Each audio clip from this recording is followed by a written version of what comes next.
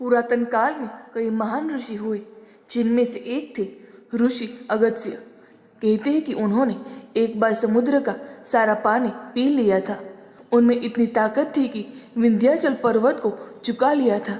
उन्होंने श्री राम को ऐसा मंत्र दिया जिससे रावण का वध करने में मदद मिली। आइए जानते हैं ऋषि अगस्त्य की कहानी। कहते हैं कि जगत गुरु ब्रह्मा ने धरती पर संतुलन बनाए रखने के लिए सप्त ऋषियों की उत्पत्ति की थी। अगस्त्य ऋषि उनमें से एक थे।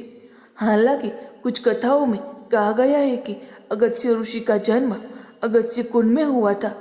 उनका अधिकतर जीवन दक्षिण भारत के क्षेत्र में बीता, इसीलिए दक्षिण भारत के ग्रंथों में उनकी महिमा का बखान मिलता है। उनकी शादी विदर्भ देश की राजकुमारी लोपामुद्रा से हुई थी। लोपामुद्रा भी बहुत ज्ञानी महिला थी। अगस्त्य ऋषि को राजा दशरथ का गुरु माना जाता है। ये भी कहा जाता है कि ऋग्वेद में कई मंत्रों की रचना अगस्त्य ऋषि ने की थी। पौराणिक मान्यताओं के अनुसार एक बार देवताओं और राक्षसों के बीच भयंकर युद्ध हुआ।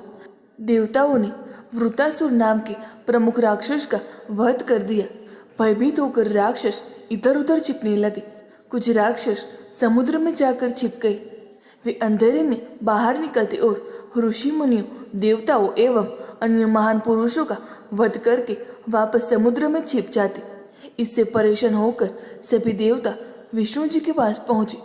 विष्णु जी ने कहा कि इसका एक ही उपाय है। अगर सारा समुद्र सूख जाए तो राक्षस बाहर आ जाएंगे।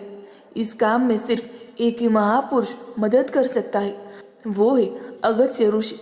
इसके बाद सभी देवता अगस्त्य ऋषि के पास पहुंचे और अपनी चिंता बताई। अगस्त्य ने उनकी बातें सुनी और उनके साथ चल दी। अगस्त्य ऋषि ने समुद्र का सारा पानी पी लिया। फिर छुपे हुए राक्षस नजर आ गए और देवताओं ने उनका वध कर दिया। जब समुद्र पूरा सूख गया तो देवताओं ने अगस्त्य ऋषि से पानी वापस भरने की अपील की, मगर अगस्त्य ने उनके सामने हाथ जोड़ लिए और कहा कि ये उनके बस का नहीं है। धरती पर अकाल का संकट आ गया। सभी देवी देवता वहां ब्रह्मा जी के पास पहुंच गए।